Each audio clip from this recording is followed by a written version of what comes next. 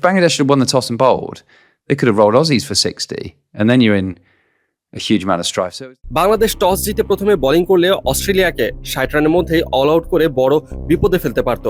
অস্ট্রেলিয়ার এই জয়কে এবার এক হাতে নিলেন ইংল্যান্ডের সাবেক পেসার স্টুয়ার্ট ব্রড। তার মতে প্রতিপক্ষকে যদি শক্তিশালী মনে হয় তাহলে একটা ভালো পিচে খেলা উচিত, বরং এরকম বাজে পিচে নয়। এই ব্যাপারে ব্রড বলেন, আপনি যদি মনে করেন খেলোয়াড় ভিত্তিক শক্তিতে আপনি প্রতিপক্ষের চেয়ে ভালো, তাহলে আপনার সমতল পিচে খেলা উচিত।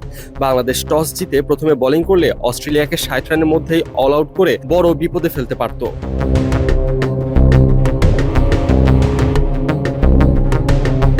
মাত্র 750 বলে শেষ টেস্ট ম্যাচ, 30 উইকেটের পতন, 2 ইনিংসে বাংলাদেশের মোট 159 রান আর বল হাতে মিচেল স্টার্কের 10 উইকেট। অস্ট্রেলিয়া ম্যাচ জিতেছে দাপটের সঙ্গে, কিন্তু জয়ের পরেও স্বস্তিতে থাকার সুযোগ নেই, কারণ ফলাফলের চেয়েও বড় হয়ে উঠেছে ম্যাকাইয়ের great barrier reef arena pitch.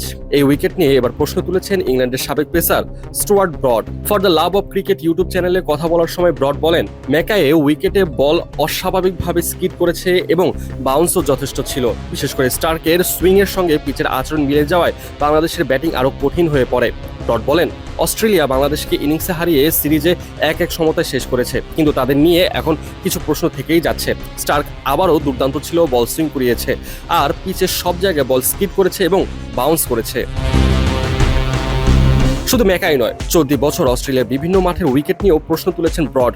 তার মতে এক এক মাঠে এক এক ধরনের আচরণ দেখা যাচ্ছে, ফলে দলগুলোকে আগের মতো শুধু স্পিনের উপর পরিকল্পনা সাজাতে হচ্ছে না।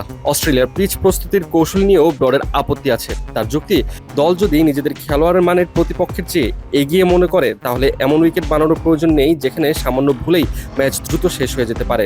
তিনি আরো মনে করেন, অতিরিক্ত সহায়তা পাওয়া উইকেট অস্ট্রেলিয়ার জন্য বিপদ ডেকে আনতে পারে। পিচে এত বেশি বল স্কিড করেছে ও নড়াচড়া করেছে যে এটি অস্ট্রেলিয়ার জন্য ঝুঁকি তৈরি করেছিল।